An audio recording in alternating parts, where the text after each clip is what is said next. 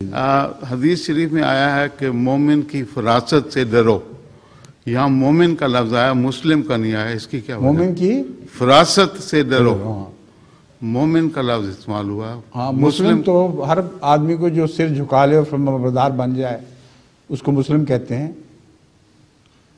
منافق کہنے کے باوجود اللہ تعالیٰ نے قرآن کریم میں فرمایا ہے کہ تم اپنے آپ کو مسلمان کہو مگر مومن نہ کہو، کیونکہ ایمان نے تو تمہارے دلوں میں جھانک کے بھی نہیں دیکھا.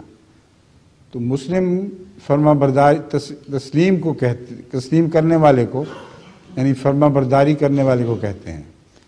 یہاں فرمانبرداری زبانی فرمانبرداری بھی کوئی کرتا ہو تو وہ بھی اپنے آپ کو مسلم کہہ سکتا ہے.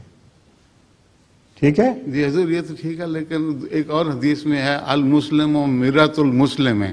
میرات میرا اس میں مسلم کا لفظ ہے، مومن کا نہیں ہے. ٹھیک ہے، وہ جس قسم کا مسلمان ہوگا ویسے ہی اس کو شیشہ نظر آئے گا. بات یہ ہے، میں آپ کی بات سمجھ گیا ہوں. مسلم کا لفظ بہت وسیع معنی رکھتا ہے. ابتدائی طور پر جو میں نے منع کیا ہے وہی درست ہے کہ وہ جو سر تسلیم خم کر دے وہ مسلمان کہلائے گا.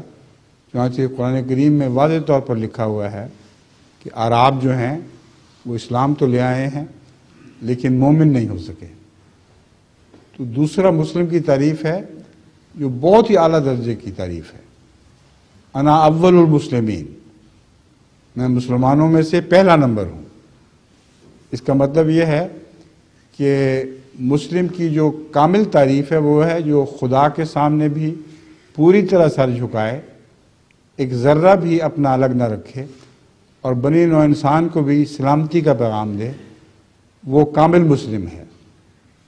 تو یہ آپ کے سوال کا اصل جواب ہے. جو لغوی جواب ہے وہ یہ ہے. جزاک اللہ. جزاک اللہ، شکریہ.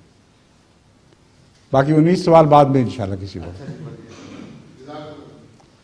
اب کوئی سوال ہے یا خواتین کو آپ آ جائیں. آپ خواتین تو خاموشی سے سن رہی ہیں، آج ان کی کوئی نیت نہیں لگتی سوال کی.